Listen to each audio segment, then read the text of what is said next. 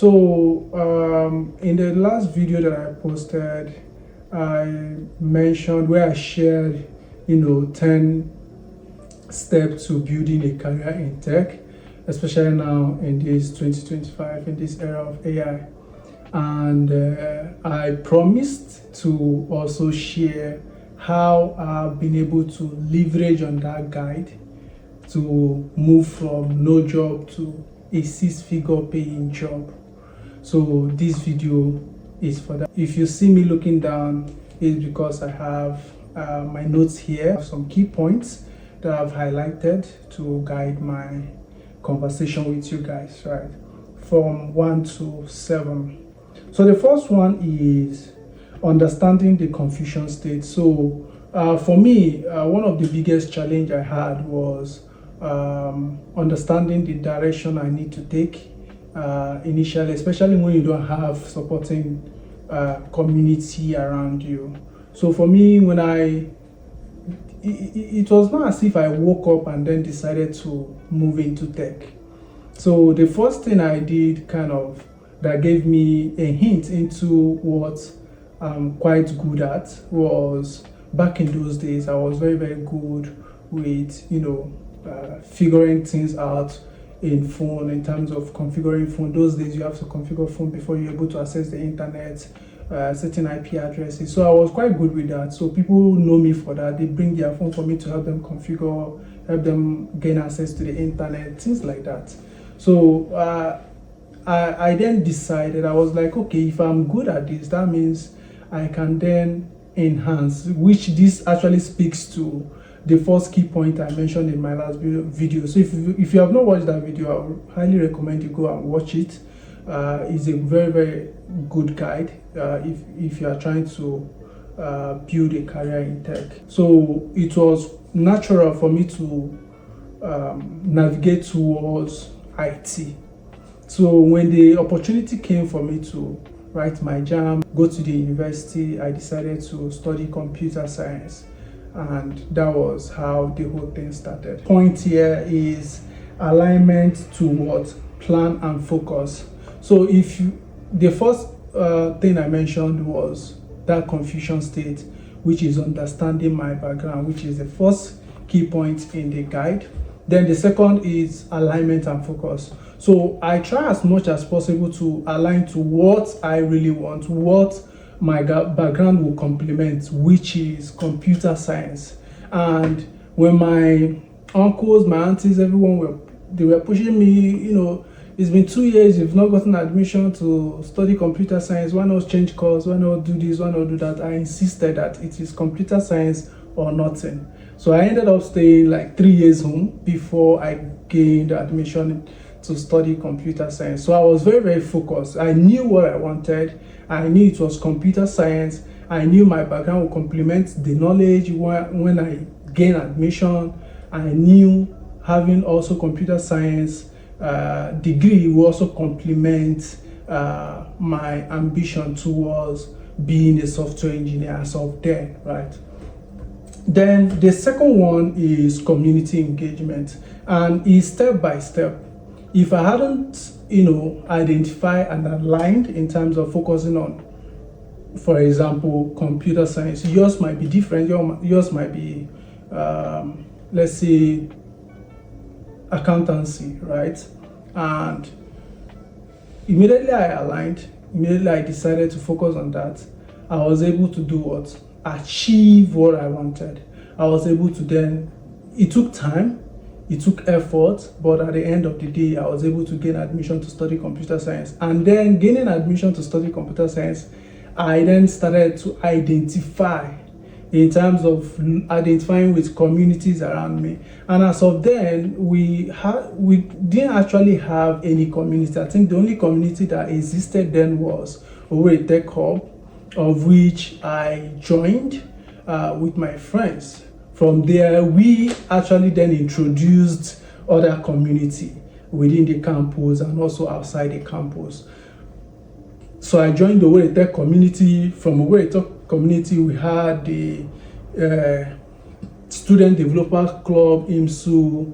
We then moved to having student developer club, Nekede, Imopoli, and other campuses. From there, we had the Ingressive Campus, Ambassador, Community. We had the GitHub Campus Expert. We had DevC, which is Facebook Developer Circle. We had DGDG, which is also still in existence as of today. So I identified with community and I started engaging. And this really aligned with consistency and visibility and community engagement, because immediately I started identifying with community, building community with my friends, I started gaining visibility. That was like me creating visibility for myself, and it actually held me accountable in terms of pushing and remaining consistent, because now I have people that are always looking out to see stuff from me, seeing my posts, seeing my work, seeing my activity. People that are always, coming to me, oh, Winner, what are you working on now? Oh, Winner, can you come and speak at this engagement, at this event, at this conference, things like that. So, and you can't give what you don't have. So that helped me to remain consistent. You're understanding it now. So I actually did that. Then the next thing I did was to do what? Start creating that visibility outside of the community. So consistency and visibility. I mentioned I will share a video later on the power of the principle of what? Consistency and visibility. This is really important. Now let me give you a typical example. Before I started getting gigs, because as a software engineer that is starting off, or beginner, that is a beginner, or back-end data science, whichever it is, as long as you're a beginner, most of the time, 70 to 80% of the time, the first gigs that you will get are always from people that say, oh, I'm willing to pay you so amount for you to teach me this. So teaching is kind of like the first gig you probably get before you now start getting project-related gigs. So then I was learning. I was doing stuff with community, but then nothing was coming out of it until I started, writing blogs, writing posts. I then changed my tactics. I was like, okay, every conference or every event I go to and I speak at, I will convert my deck and use it to write an article and then post it on Medium and then share it across all the social platforms. So then I'll go to an event, or I'll host an event in IMSU, in Nekede, online, whichever one it is. After the event, I'll go back, take my slide, convert that into a Medium post, and then I'll post and then I'll share. Before you know it, people started reaching out to me. Oh, Winner, I'm really interested in data science. Can you mentor me? Can you teach me? Some people were like, I'm willing to pay so amount of money for you to teach me for 2 months, 3 months, or I have this particular topic I'm interested in data science. I've been so difficult for me, and I see that there's some stuff you've done around that, and I want you to teach me, tutor me. So I was getting a lot of those. Before you know it, someone within the community, that was South Echo, which I ended up with, also reached out and was like, they want me to be their data science tutor within the hub, and I accepted, right? Even though it was, those are humble beginnings, right? So what I'm trying to say here is, don't underestimate the power of consistency and visibility. If you really want to succeed, you need to do what? Make sure you are applying these two. So the next one is always be prepared. And in the community, remember when you are posting things, and that is one of the really awesome thing about consistency and visibility, especially visibility. When you are posting things online, sharing things online, you don't know who is watching. But if you are not posting, nobody will know. Now, in terms of being prepared, you being consistent in terms of creating visibility for yourself also helps you in return be prepared for what? Opportunities. So those things that I was doing, following the guide, is helping me to be what? Prepared for when those opportunities that will give me that 6-figure paying job comes. And it actually did what? Came. Now, how did that happen? So now remember I mentioned community activity, engage. So one of those days, someone just casually posted a Microsoft internship opportunity within the community group that I belong to. And I was like, and as of then, my mentor has already told me that, Winner, I think at this point, you need to start doing what? Applying for opportunities, applying for jobs. I feel like you are ready. You have all the knowledge and all the skills. Any other thing that you need is something that you need to learn on the job. So I then decided to start applying. I was applying back to back every day. So it's one of the tasks that I do every day. I wake up before I, go for lectures. I've already sent out like 10 applications. And then once I come back, relax, eat and everything, before I go back to bed, I also send out some more applications again. So when the person posted that link, I was like, what do I have to lose, right? And because I felt prepared enough, I applied. And as God may have it, I got a response that I've been shortlisted for an interview. For me, that was the peak of it all. And I was even telling myself as of then that for the fact that Microsoft has called me for an interview means I have value, means there's something they are seeing. So importance of what? Preparation. So the sixth one, which is what? Agility. Now, when I applied, I did all the interviews, and then when and mind you, is Microsoft early in career program or internship program, and so you don't get to even know the role that you'll be doing, because I didn't know the role until the second stage of the interview. That was when that was communicated, and I was doing data science as of then. Then I was told that the role is a customer success account manager role. I have never done any role like that before. So importance of agility, I was able to quickly go in, start researching about the role, start learning about the role, watching different YouTube videos, reading articles. How do you succeed in this role? What are the core functions of this role? What are the jargons used in this role, terminologies used in this role? What is the importance of this role in an organization? There is nothing I didn't search, there is nothing I didn't learn concerning the role to prepare for the third stage interview. And when I went for the interview, I scaled through.